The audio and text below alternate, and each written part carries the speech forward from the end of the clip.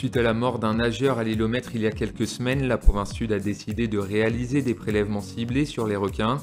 Les opérations ont été menées durant le mois de mars autour de l'îlomètre, Ricody et dans la Grande Rade.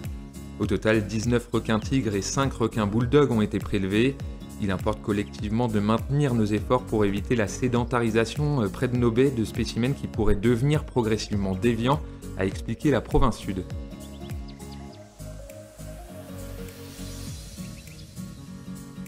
Dimanche matin, les forces de l'ordre ont procédé à plusieurs interpellations en lien avec 2 vols commis dans des commerces dans le quartier de Normandie.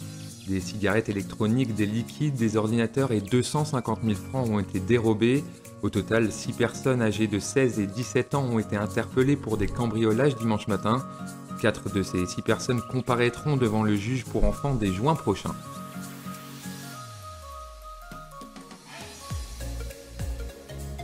Lundi, en fin de journée, un homme de 70 ans est décédé dans un accident de la circulation sur la Save Express.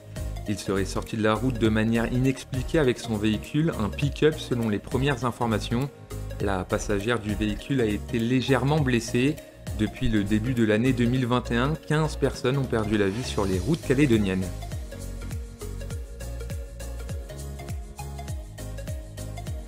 Réginald Bernu est décédé à son domicile Mont-d'Or mardi à l'âge de 84 ans. Il était connu pour être un homme politique calédonien. Après avoir été membre du parti anti-indépendantiste le RPCR, il avait secondé Pierre Frogier à la mairie du Mont-d'Or. En 2004, il avait été élu conseiller de la province sud et du Congrès sous les couleurs entre autres de l'Avenir Ensemble. Plusieurs personnalités politiques ont tenu à lui rendre hommage via les réseaux sociaux. Le ministre des Outre-mer, Sébastien Lecornu, s'est entretenu mercredi avec certains acteurs politiques calédoniens afin de discuter de l'avenir du territoire. À cette occasion, il a invité les membres du groupe Le Prédour à se déplacer à Paris en mai prochain pour une réunion organisée par l'Élysée. De plus, une aide exceptionnelle est attribuée au territoire en raison de la crise sanitaire.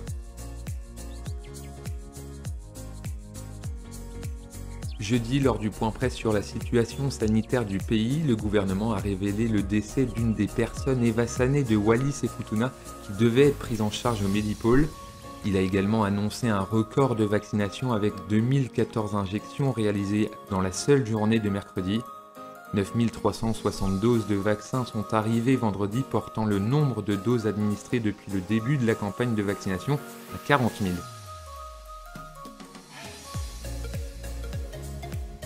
Vendredi, Thierry Santa, président du gouvernement, et Laurent Prévost, haut-commissaire, ont tenu une conférence de presse sur l'évolution de la crise sanitaire. Ils ont annoncé la levée des restrictions dès dimanche matin pour retrouver une Nouvelle-Calédonie Covid-free.